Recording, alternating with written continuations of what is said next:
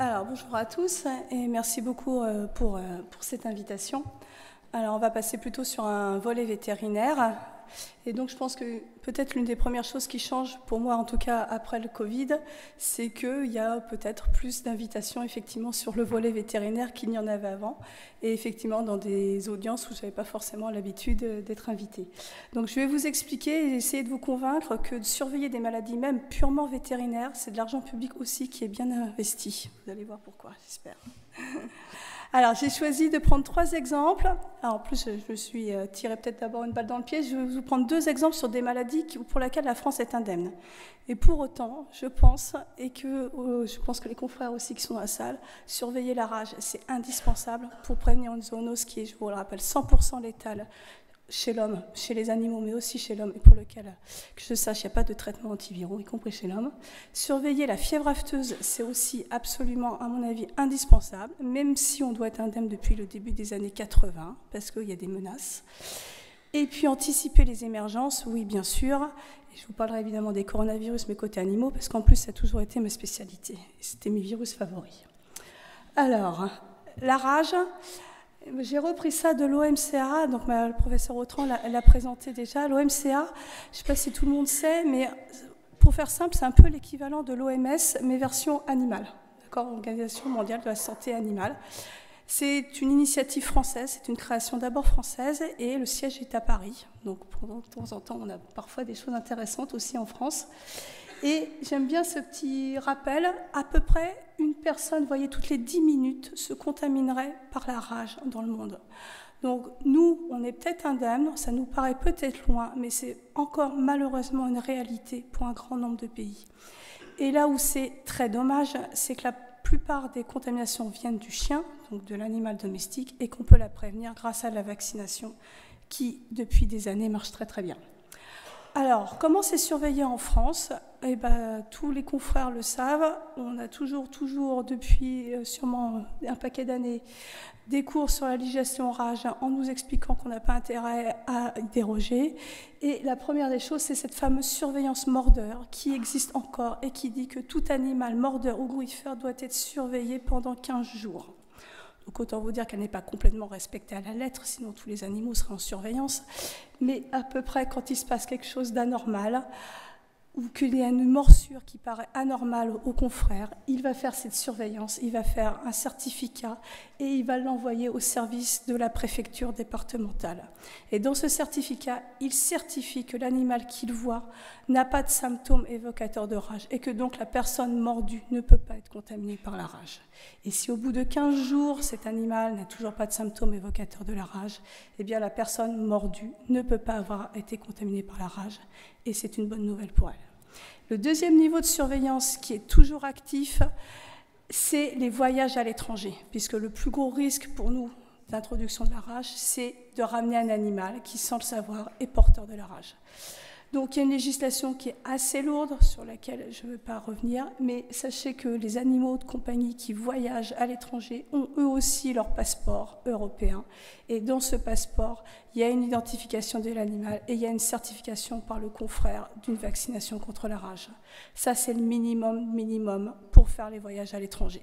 Quand c'est des voyages en dehors de l'Union européenne, c'est encore plus compliqué et il y a une vérification que ce vaccin rage est efficace grâce à une sérologie. Donc ça veut dire que derrière, il y a des laboratoires qui sont agréés pour faire ces sérologies. Alors, mon deuxième exemple, c'était la fièvre afteuse. Alors, la fièvre afteuse, très ancienne maladie. Première description probablement au niveau de la Renaissance, 1500 et quelques à peu près. Pour autant, voilà, une maladie... Alors, celle-ci n'est pas une zoonose du tout. Donc, pourquoi la surveiller alors que ce n'est pas du tout zoonotique ? Eh bien, parce que vous allez avoir des conséquences économiques absolument dramatiques. Et pendant longtemps, ça a vraiment été une source d'inquiétude dans l'Europe et dans les pays nord-américains. Alors, les animaux principalement touchés, ce sont les bovins. Vous avez quelques images en haut de nos confrères. Et aussi les porcins, mais sur les porcins, on voit moins les signes cliniques. Alors, les Anglais l'appellent la foot and mouth disease. Et en fait, c'est sûrement un peu mieux que fièvre afteuse parce qu'effectivement, vous allez trouver des aftes, des vésicules sur les pieds et sur la langue. C'est ce que vous voyez sur la photo au milieu ou sur la photo à droite. Alors nous, on est indemne depuis les années 80. Oui, ok, à peu près toute l'Europe. Sauf qu'il faut avoir en tête ce que ça peut être comme conséquence une épizootie de fièvre afteuse. Et c'est ce qui va arriver en Angleterre, malheureusement, en 2001. Bon, on ne reviendra pas sur les origines, pourquoi le virus s'est introduit dans l'élevage, pourquoi il a un peu diffusé, et ça diffuse très vite ce virus, et cette capacité de résister au milieu extérieur. Et regardez les conséquences. 5 millions d'animaux abattus, entre à peu près 5 milliards de dégâts économiques, et un élevage qui a mis du temps au Royaume-Uni pour s'en remettre. En France, c'est 2 foyers. On va dire, heureusement, c'est que 2 foyers. Mais c'est quand même tout de suite 58 000 animaux abattus. Une semaine d'embargo, c'est-à-dire que quand c'est la fièvre afteuse, vous avez une organisation internationale derrière qui empêche tout déplacement d'animaux, 40 millions d'euros de déficit. Donc imaginez si ce virus se repropage dans nos cheptels, c'est absolument une catastrophe. Donc il faut être prêt et il faut l'éviter. C'est d'autant plus d'actualité que la fièvre afteuse, certes l'Europe est indemne, mais nos autres voisins ne le sont pas forcément. Je pense à l'Afrique du Nord ou je pense à l'Asie. La fièvre afteuse circule beaucoup et facilement. Alors, on est toujours organisé en France et dans tous les pays européens. Le relais, ce sont les éleveurs et ce sont les vétérinaires. Ce sont eux qui éventuellement vont faire une suspicion de fièvre afteuse. Et à ce moment-là, c'est tout de suite le branle-bas de combat. Mais c'est vraiment ça. C'est une remontée à la DDPP, la préfecture, qui va ensuite mandater pour faire les analyses diagnostiques. Alors, les analyses diagnostiques, elles peuvent se faire soit dans certains laboratoires vétérinaires départementaux qui étaient homologués, soit se faire au laboratoire de santé animale de l'ANSES, qui est situé à Maison-Alfort, qui est le laboratoire qui va être agréé au niveau national, mais aussi au niveau international, puisqu'on est laboratoire référence de l'Union européenne et aussi de l'OMSA. Alors, juste pour vous donner une idée de la réactivité qui nous est demandée, donc on est toujours, en fait, mes collègues, ils sont toujours sur le qui-vive, ils sont toujours prêts à réagir. Donc ça, c'était un scénario et on les avait mis, ils avaient été mis sur la sellette pour voir comment ils allaient réagir. Donc, une cellule d'alerte qui reçoit un message dimanche à 18h, donc évidemment, ils ont pris le scénario et éventuellement le pire. Les prélèvements arrivent au laboratoire le lundi matin à 7h. Et ils sont chronométrés sur la manière dont combien de temps ils vont être capables de donner la réponse. Et donc, juste, on ne va pas détailler les techniques derrière, mais vous voyez que si le prélèvement est arrivé à 7 heures, il est prêt, donc c'était des écouvillons, il est prêt à 10h30. Donc, d'accord, il est prêt à être traité. Et il passe ensuite d'emblée, hop, il y avait une animation, sur 3 techniques. Donc, de l'antigène rapide, de l'antigène par ELISA, et de la RT-PCR.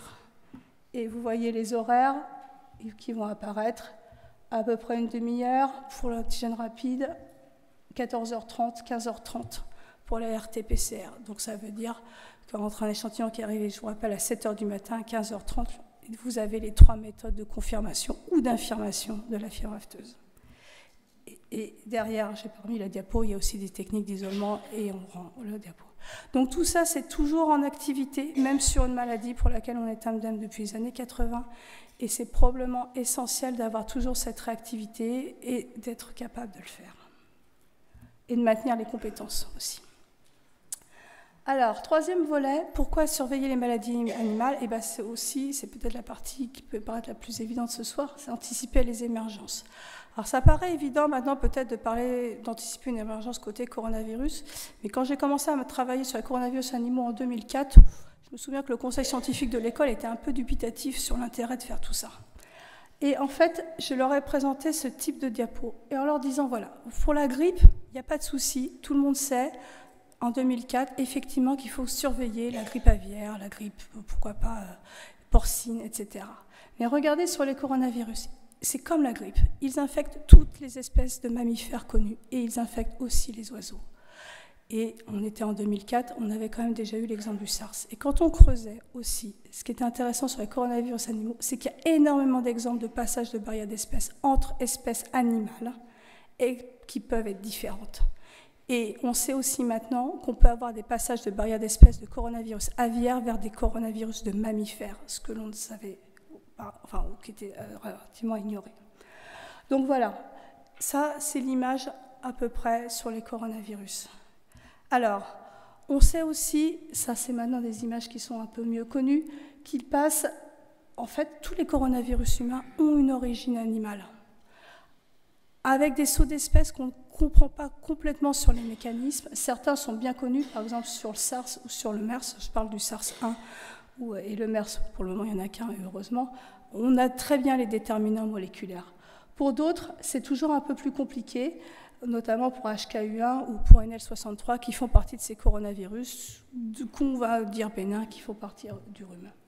Alors SARS-CoV-2, vous verrez que j'ai pudiquement mis un point d'interrogation, parce que je pense qu'effectivement, est-ce qu'il y a eu un autre intermédiaire ou pas? Je pense que ça, c'est très difficile à faire. Par contre, on voit que sur les réservoirs animaux, ça c'est assez clair, ce sont les chauves-souris, différentes espèces de chauves-souris.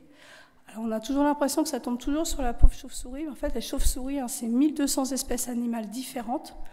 Donc, c'est l'espèce de mammifère probablement la plus représentée sur Terre. Après, ce sont les rongeurs. Donc, ce n'est pas extraordinaire de trouver finalement une diversité virale chez les chauves-souris et que ça puisse se transmettre à nous. Alors, un peu de SARS-CoV-2 quand même, et avec cette image qui maintenant peut paraître assez banale, mais pour cette image qui peut paraître claire, franchement, quand on était en 2019 ou début 2020, c'était compliqué. Et en fait, nous est arrivée une saisine de la DGL, nous à l'ANSES, nous demandant de nous prononcer sur le risque que pouvaient représenter les animaux quant à la transmission du SARS-CoV-2 à l'homme. Et quand vous êtes en février 2020, eh ben, c'est extrêmement compliqué, surtout que généralement on vous donne à peu près 3 ou 4 jours pour répondre au grand maximum à cette question, parce qu'on avait un manque de données assez terrible. Donc, je me suis retrouvée à coordonner un petit groupe d'experts qui connaissaient très bien eux aussi les coronavirus animaux et coronavirus humains, et on a essayé de plancher sur des projections et de savoir qu'est-ce qui pourrait se passer. Alors on n'a pas eu tout bon, mais on n'a pas été trop mauvais, parce que ce qu'on avait à peu près projeté, vous pouvez retrouver les saisines, il n'y a pas de point d'heure, on pouvait retrouver les saisines, elles sont publiées aussi, celles de l'ANSES, c'est qu'on a dit oui, il y aura peut-être une transmission du SARS-CoV-2 vers les animaux. Donc c'est ma flèche plutôt à droite. Et effectivement, on a eu ça chez le chien, on a eu ça chez le chat, et ça continue, on le surveille, ça continue. Puis il y a eu des espèces un peu plus, il y a eu aussi les primates, ça on pouvait aussi un peu s'y attendre. Mais il y a quand même une espèce peut-être qu'on avait manqué, et là, je ne sais pas si vous le reconnaissez, mais c'est le vison. Donc effectivement, là, le passage au vison à droite, on l'avait manqué. Alors, vous aussi, nos ignorances, on n'avait pas non plus forcément une vision qu'on avait encore 3 élevages de visons en France à l'époque. Et en fait, l'alerte, elle nous est venue de nos collègues hollandais qui ont vu une mortalité absolument normale en avril 2020 sur des élevages de visons, mais eux ont énormément d'élevages de visons, et ils ont vu surtout un retour vers l'homme qu'on n'avait pas effectivement anticipé. Alors, pourquoi ça s'est passé sur le vison? On n'a pas encore complètement toutes les données, parce que voilà, c'est pas, quand on regarde au point de vue virologique, c'était pas si évident que ça en termes de récepteurs, etc. Mais il y avait des données. Et c'est surtout aussi parce que c'est de l'élevage. Et dans de l'élevage, vous avez des milliers d'animaux, et donc vous avez des milliers de potentialités d'excrétion et des potentialités d'adaptation. Et s'il n'y a pas effectivement des mesures de prévention qui sont vite reprises, eh bien vous pouvez avoir retransmission à l'homme éventuellement, et c'était la crainte de variants différents. Donc ça a donné lieu à des abattages très importants en Hollande, ça a donné aussi à des abattages très importants au Danemark, je ne sais pas si vous vous en souvenez, et même la Hollande, par exemple, s'est engagée à ne plus avoir d'élevage de visons suite à cette épidémie. Et c'est aussi la même chose en France, où je crois qu'actuellement, on n'a plus qu'un seul élevage. On a eu aussi un élevage bien contaminé par le Covid-19. Voilà, alors sur la partie, voilà, pour vous c'est à gauche, vous voyez porc et bovins, et ça c'était une grande crainte, c'était de savoir si le SARS-CoV-2 allait passer ou pas passer dans des élevages porcins ou bovins. Et là aussi, c'était plus éventuellement la même histoire, parce qu'on pourrait avoir des recontaminations humaines, c'est pareil, on est dans du système d'élevage. Alors la bonne nouvelle qu'on a accumulée, et avec d'autres partenaires, c'est que ça passe pas au porc, on ne sait pas pourquoi, et extrêmement mal aux bovins. Donc c'est plutôt la bonne nouvelle. Moi, je dirais que plutôt la mauvaise nouvelle, quelque chose que je trouve assez inquiétant, c'est sur ma diapo à droite, vous voyez un cervidé. Alors c'est le cerf de Virginie.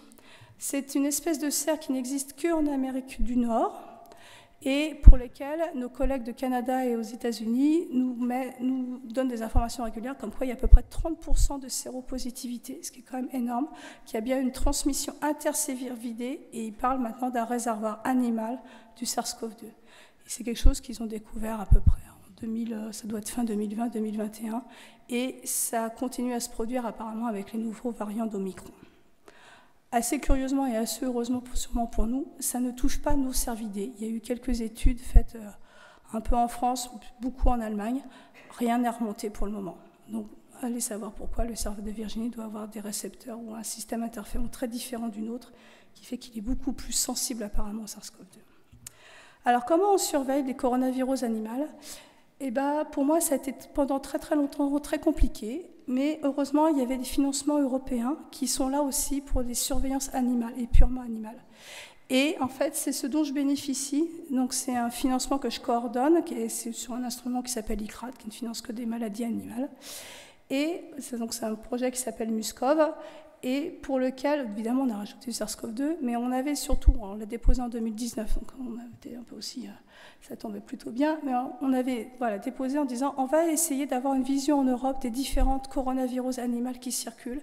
Est-ce qu'il y a des liens entre certaines espèces animales, notamment entre le réservoir faune sauvage et le réservoir, on va dire, compartiment agricole élevage, et éventuellement, parce que c'est quelque chose que j'aime bien, est-ce qu'il y a un lien avec des animaux de compagnie éventuels? Et puis là-dessus, évidemment, on a rajouté le SARS-CoV-2 pour avoir une vision de sa circulation dans les différents compartiments animaux, ce que je vous ai présenté précédemment. Et voilà. Et donc on s'est regroupés, vous voyez, on n'est pas non plus très nombreux, mais on est un petit groupe en France, on a l'Espagne, on a l'Italie, on a la Pologne avec nous, ce qui nous permet de couvrir différentes aires de l'Europe.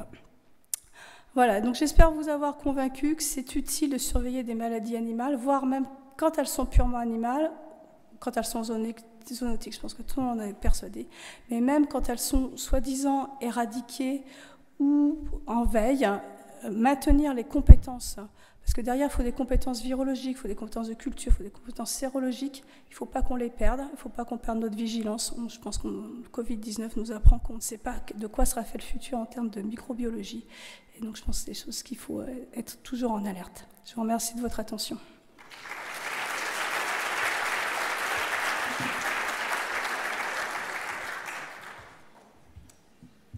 Est-ce que vous avez des questions avant de passer sur la partie vaccination?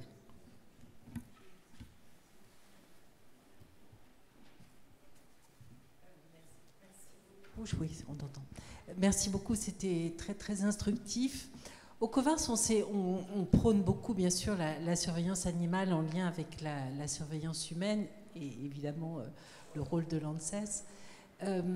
Dans notre avis sur la grippe aviaire, et je me demandais si ça pouvait être appliqué à d'autres surveillances de la faune sauvage, que pensez-vous de l'importance qu'on doit donner à la surveillance de l'ADN environnemental? Alors, je ne sais pas si j'ai bien compris. L'ADN environnemental, c'est ça? Oui. Ouais. En particulier, donc on a prôné ça pour la surveillance de la grippe aviaire chez les oiseaux sauvages.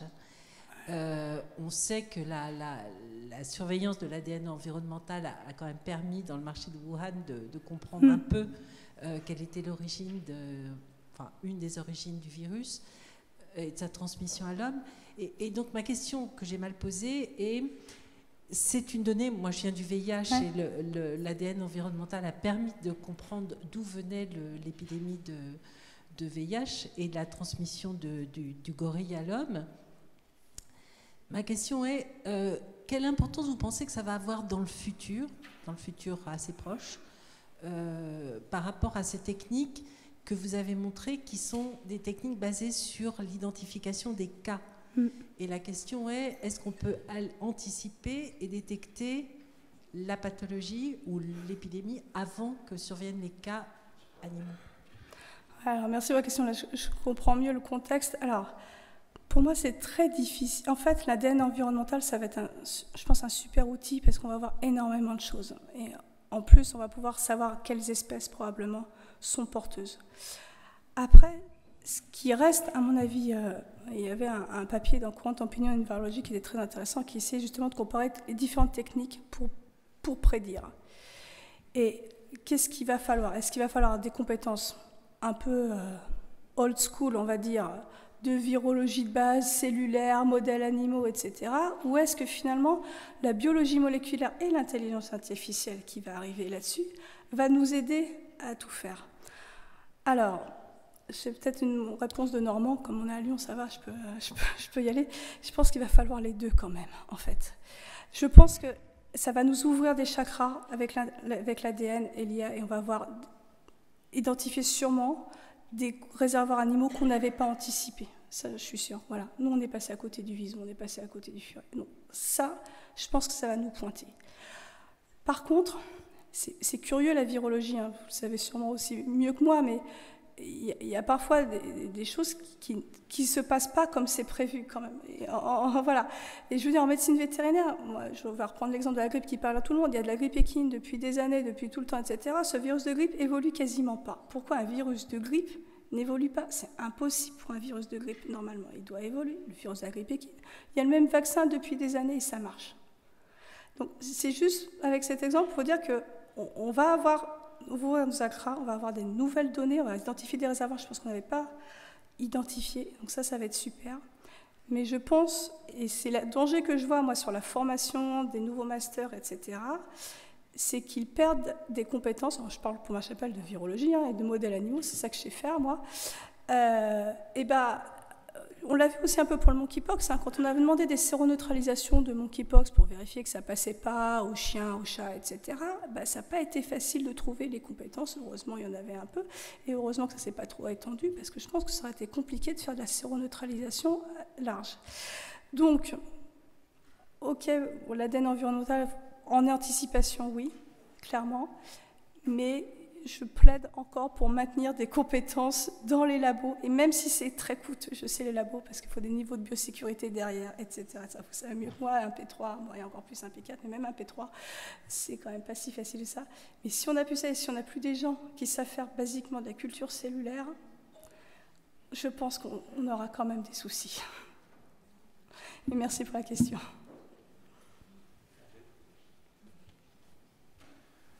J'aurais voulu rester sur le Spielbag, justement, la capacité, une fois que c'est venu chez l'homme, de s'endémiser chez des modèles. Est-ce qu'il y a des projets qui sont prévus pour être mis en place pour justement être en capacité d'étudier rapidement la capacité d'endémisation?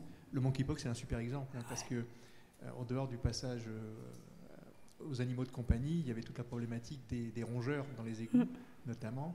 Et donc, je pense que c'est vraiment hyper important qu'on ait une stratégie à mettre en place pour très vite être capable de tester finalement la capacité à s'installer, parce que le monkeypox, c'est un très bon exemple, parce que c'est que des cas importés. Monkeypox, on a un peu eu peur hein, quand il y a eu le cas du chien. Voilà. Bon, bref. Bon, je suis allée faire la prise de sang moi-même, hein, donc il faut dire que c'était important. Alors, on pourrait en discuter sûrement pendant des heures. Je ne suis pas sûre qu'on ait vraiment la capacité de répondre rapidement. J'ai toujours un peu l'impression, je suis désolée, hein, que c'est un peu au cas par cas et qu'on s'appelle les uns les autres pour savoir sur les bonnes volontés.